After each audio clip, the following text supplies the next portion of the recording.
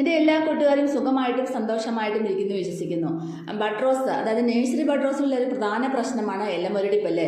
ഈ ഇലമുരടിച്ച് കഴിഞ്ഞാൽ ഉടനെ ആ പൂക്കളൊക്കെ ഉണ്ടാകുന്ന കുഞ്ഞിപ്പൂക്കളും മൊട്ടുകളൊക്കെ കറുത്ത ഒക്കെ കാണാറുണ്ടല്ലേ. അപ്പോൾ ഈ ഒരു പ്രശ്നത്തിന് നമ്മുടെ വീട്ടിൽ തന്നെയുള്ള സാധനങ്ങൾ വെച്ച് തന്നെ നമുക്ക് പല രീതിയിലുള്ള ജൈവ കീടനാശിനിയൊക്കെ തയ്യാറാക്കിയെടുക്കാം, ജൈവവളവും തയ്യാറാക്കിയെടുക്കാം. ഒരേപോലെ തന്നെ കീടനാശിനിയായിട്ടും വളമായിട്ടും ഉപയോഗിക്കാൻ സഹായിക്കുന്ന നല്ലൊരു ഫെർട്ടിലൈസറാണ് നിങ്ങൾക്ക് വേണ്ടി ഷെയർ ചെയ്തത്. അപ്പോൾ വീട്ടിലേക്ക് പോകുന്നതിന് മുമ്പായിട്ട് ഇതുവരെയും എൻ്റെ ചാനൽ സബ്സ്ക്രൈബ് ചെയ്യാത്ത പുതിയ കൂട്ടുകാർ ആരെങ്കിലും ഉണ്ടെങ്കിൽ പ്ലീസ് എൻ്റെ ചാനൽ ഒന്ന് സബ്സ്ക്രൈബ് ചെയ്ത് സപ്പോർട്ട് ചെയ്ത് കുഞ്ഞു ലൈക്ക് തരാനും മറന്നുമല്ല കേട്ടോ. അപ്പോൾ റോസയിലൊക്കെ ഇതുപോലെ നിറയെ മുട്ടുകളും കട്ട കുത്തി പൂക്കളുണ്ടാകാൻ സഹായിക്കുന്ന നല്ല ഫെർട്ടിലൈസറാണ്. മുരടിപ്പാണല്ലോ ബഡ്റോസിലുള്ള മെയിൻ ഒരു പ്രശ്നം. ആദ്യമൊക്കെ പൂക്കളുണ്ടാകുമെങ്കിലും പിന്നീട് മുരടിച്ച് കഴിഞ്ഞാൽ അതിൽ പൂക്കളൊന്നും ഉണ്ടാകത്തില്ല. അതുപോലെ തന്നെ മുട്ടുകളൊക്കെ പ്രാണികളും വണ്ടുകളും ഒക്കെ കീടങ്ങളൊക്കെ നശിപ്പിച്ചിട്ട് മുട്ടുകളൊക്കെ പെട്ടെന്ന് നശിച്ചു പോകുന്നതായിട്ട് കാണുന്ന ഒരവസ്ഥയിൽ നമുക്ക് ഈ ഒരു സൊല്യൂഷൻ ചെയ്ത് കൊടുത്തു കഴിഞ്ഞാൽ നല്ലൊരു റിസൾട്ടാണ് നമ്മുടെ ചെടികൾക്ക് കിട്ടുന്നത്. ഏതൊരു ചെടിയുടെയും ഭംഗിയാണ് അതിൻ്റെ പൂക്കളല്ലേ. അപ്പം പൂക്കളുണ്ടാകുന്ന ചെടികൾക്ക് അതിൻ്റേതായിട്ടുള്ള ഭംഗികളുണ്ട്, ഇലച്ചെടികൾക്കും അതിൻ്റേതായിട്ടുള്ള ഭംഗികളുണ്ട്. ഏത് ചെടികളാണെങ്കിലും നല്ല ഹെൽത്തി ആയിട്ട് വളരാനായിട്ട് നമ്മൾ ഒരുപാട് കാര്യങ്ങൾ ചെയ്തു കൊടുത്താൽ മതിയാവത്തുള്ളൂ. നല്ല വളപ്രയോഗവും നല്ല കീടനാശിനി പ്രയോഗവും ഒക്കെ മാറി മാറി ചെയ്ത് കൊടുത്താൽ മാത്രമേ ആ ഒരു ചെടികളൊക്കെ നല്ല ഹെൽത്തി ആയിട്ട് വളരുകയും പുതിയ തളിർപ്പുകളും പൂക്കളും ഒക്കെ വന്നെന്നറിയത്തുള്ളൂ. അപ്പോൾ ഇതെല്ലാ ചെടിക്കും ഒരുപോലെ തന്നെ ഉപയോഗിക്കാൻ പറ്റുന്ന നല്ലൊരു വളവും നല്ലൊരു കീടനാശിനിയായിട്ട് നമുക്ക് ഉപയോഗിക്കാൻ പറ്റുന്നതാണ്.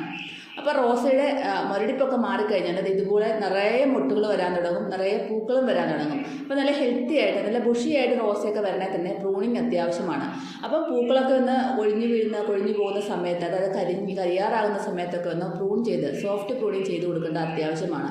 അപ്പോൾ എല്ലാ ഭാഗവും ഒരുപോലെ പ്രൂൺ ചെയ്യുകയാണെങ്കിൽ നമുക്ക് നല്ല തിക്കായിട്ടും നല്ല ബുഷിയായിട്ടും ഒക്കെ നമ്മുടെ റോസാ ചെടി വരുന്നതായിരിക്കും. ഈ ഒരു ചെടി ഞാൻ അങ്ങനെ വളർത്തിയെടുത്താണ് കേട്ടോ. അപ്പോൾ ഒറ്റ ഒരു സ്റ്റെമ്മിൽ ഒരു പൂവായിട്ട് നഴ്സറിയിൽ നിന്ന് 30 രൂപയുടെ റോസ വാങ്ങിച്ചതാണ്. ഇപ്പോൾ തന്നെ നല്ല ബുഷിയായിട്ട് ചട്ടി നിറഞ്ഞ് തെങ്ങി നിറഞ്ഞ് നിൽപ്പുണ്ട് കേട്ടോ. പിന്നെ റോസാച്ചെടിയുടെ പ്രശ്നം എന്ന് പറഞ്ഞാൽ മുരടിച്ച് നിൽക്കും. അതായത് ഇതിനകത്ത് കുറേ നല്ല ഒരു സൈഡ് നല്ല ബുഷിയായിട്ടും നിറയെ മുട്ടുകളുണ്ടെങ്കിൽ ഒരു സൈഡത്ത് നിറയെ കുരുടിപ്പ്, അതായത് മുട്ടുകളൊക്കെ കരിഞ്ഞും അതുപോലെ തന്നെ മുരടിച്ച് നിൽക്കുന്നുണ്ട്. ഇതിലുണ്ട് നിറയെ മുട്ടുകളുണ്ട്, പക്ഷേ ഈ ഭാഗത്തായിട്ട് മുട്ടുകൾ കറുത്ത് നിൽക്കുന്നതായിട്ട് കാണാൻ സാധിക്കും. അത് തൃപ്പിൻ്റെ ശല്യവും പ്രാണികളുടെ ശല്യവും വണ്ടുകളുടെ ശല്യവും ഒക്കെയാണ്. അപ്പോൾ ഈ ഒരു പ്രശ്നത്തിൽ നമുക്ക് വീട്ടിൽ തന്നെ നമുക്ക് തയ്യാറാക്കി കൊടുക്കാനുള്ള നല്ലൊരു സൊല്യൂഷനുണ്ട്.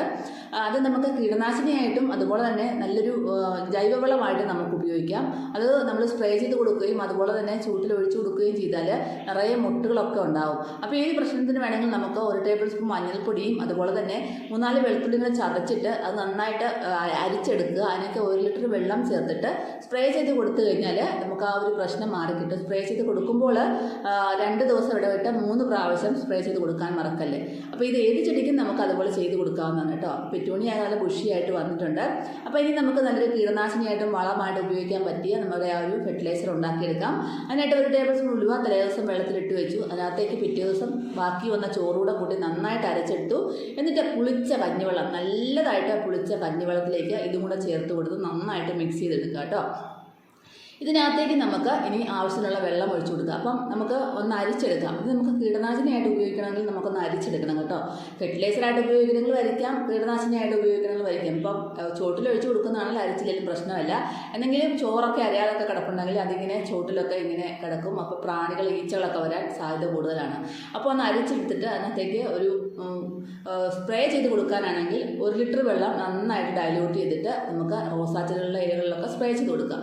ഇനി ചോട്ടിലൊക്കെ ഒഴിച്ചു കൊടുക്കാനാണ് നമുക്കൊരു വളമായിട്ട് ജൈവവളമായിട്ട് ഉപയോഗിക്കാനാണെങ്കിൽ 2-3 ലിറ്റർ വെള്ളം കൂടെ ഒഴിച്ചെടുത്തിട്ട് നമുക്ക് നേർപ്പിച്ച് ഇതുപോലെ ഒഴിച്ചു കൊടുക്കാം കേട്ടോ. അപ്പം നല്ല രീതിയിൽ പൂക്കളുണ്ടാവാൻ സഹായിക്കുന്ന നല്ലൊരു ഫെർട്ടിലൈസറാണ് നിങ്ങൾക്ക് ഷെയർ ചെയ്തത്. ഇതുപോലെ എല്ലാ ചെടിയിലും നന്നായിട്ട് പൂക്കളുണ്ടാവും. അപ്പോൾ ഇത് നമുക്ക് 15 ദിവസം കൂടുമ്പോൾ ഒരിക്കൽ നമ്മുടെ റോസാ ചെടിക്കൊക്കെ ഒഴിച്ചു കൊടുക്കാം. അപ്പം നമുക്കൊരു 30 രൂപയുടെ റോസയൊക്കെ നഴ്സറിയിൽ നിന്ന് കൊണ്ടുവെക്കുകയാണെങ്കിൽ അത് ധാരാളം മതി. കെയറിങ് ആണ് ഏറ്റവും അത്യാവശ്യം. അതാത് സമയത്തുള്ള വളപ്രയോഗവും അതാത് സമയത്തുള്ള കീടനാശിനി പ്രയോഗമാണ് ഒരു ചെടിയെ ഏറ്റവും ഹെൽത്തി ആക്കുന്നത്. പരിചരണം ഏറ്റവും അത്യാവശ്യമാണ് കേട്ടോ. അപ്പോൾ അതിൻ്റെ ചൂട് റോസയിലെ ഏത് ചെടിച്ചെടിയുടെയും ചൂടൊക്കെയാണ് നന്നായിട്ടെന്നാൽ മണ്ണൊക്കെ ഇളക്കി കൊടുക്കണം. മണ്ണ് ചെടിച്ചട്ടിക്കകത്ത് മണ്ണ് ഉറഞ്ഞിരുന്നാലും വേരോട്ടം നടക്കത്തില്ല. പ്രത്യേകിച്ച് റോസാ ചെടികളിലൊന്നും വേരോട്ടം നടക്കുന്നത് നല്ല ഇളക്കമുള്ള മണ്ണായിരിക്കണം. അതിനായിട്ട് നല്ലപോലെ മണ്ണ് ഇടയ്ക്കൊക്കെ ഒന്ന് ഇളക്കി കൊടുക്കേണ്ടത് അത്യാവശ്യമാണ്. അപ്പോൾ ഈ ഒരു ഫെർട്ടിലൈസർ എല്ലാവരും ഒന്ന് ട്രൈ ചെയ്ത് നോക്കാൻ മറക്കല്ലേ. എല്ലാ ചെടികൾക്കും പച്ചക്കറി തൈകൾക്കും ഒക്കെ കൊടുക്കാം. സ്പ്രേ ചെയ്തും ചൂട്ടിലൊഴിച്ചും ഒക്കെ കൊടുക്കാവുന്ന നല്ലൊരു ഫെർട്ടിലൈസറാണ് കേട്ടോ. അപ്പോൾ ഇതുപോലെ ബുഷിയായിട്ടും നല്ലപോലെ ഒരുപാട് മൊട്ടുകളും പൂക്കളും ഒക്കെ വന്ന് നിറയണമെങ്കിലും അതുപോലെ തന്നെ ഇതുപോലെ മൊട്ടുകളൊക്കെ ഇടയ്ക്ക് കരിഞ്ഞു നിൽക്കുന്ന ഒരവസ്ഥയിലും മുരടിച്ച് നിൽക്കുന്ന അവസ്ഥയിലും ഇത് നമുക്ക് സ്പ്രേ ചെയ്ത് കൊടുക്കാം. ഇതിനകത്തേക്ക് 1 ടേബിൾ സ്പൂൺ മഞ്ഞൾപ്പൊടി കൂടെ ചേർത്ത് കൊടുത്താലും കുറച്ചും കൂടെ നല്ലതാണ് കേട്ടോ. അപ്പം നമുക്ക് ഒരുപാട് കീടനാശിനികൾ നമ്മുടെ വീട്ടിൽ, ജൈവ കീടനാശിനി നമ്മുടെ വീട്ടിൽ തന്നെ നമുക്ക് ഉണ്ടാക്കി ചെടികൾക്ക് കൊടുക്കാവുന്നതാണ് കേട്ടോ. അതുപോലെ തന്നെ ബോഗൺവില്ലയ്ക്കൊക്കെ ഈ ഒരു വളം കൊടുത്താൽ വളരെ നല്ലതാണ്. നല്ലപോലെ പൂക്കൾ ഉണ്ടാവാനായിട്ട് വളരെയധികം സഹായിക്കുന്നു. അപ്പോൾ കൊടുക്കുമ്പോൾ നമ്മൾ ചെടിച്ചട്ടിക്കകത്തെ മണ്ണൊക്കെ നന്നായിട്ടൊന്ന് ഇളക്കിയിട്ട് വേണം കൊടുക്കാനായിട്ട്. എപ്പോഴും ശ്രദ്ധിക്കണം, കട്ട കുത്തി ഇങ്ങനെ എന്താ ഭയങ്കരമായിട്ട് തിക്കായിട്ട് ഉറഞ്ഞു നിൽക്കുന്ന മണ്ണിനകത്തേക്ക് നമ്മൾ വളം ഒഴിച്ചു കൊടുക്കരുത്. ഒന്ന് ഇളക്കി കൊടുക്കണം. മണ്ണൊന്ന് ഇളക്കി കൊടുത്തതിന് ശേഷം ഒഴിച്ചു കൊടുക്കണം. പെട്ടെന്ന് ആ വളം വലിച്ചെടുക്കും. അപ്പോൾ എല്ലാവരും ഒന്ന് ട്രൈ ചെയ്ത് നോക്കാൻ മറക്കും.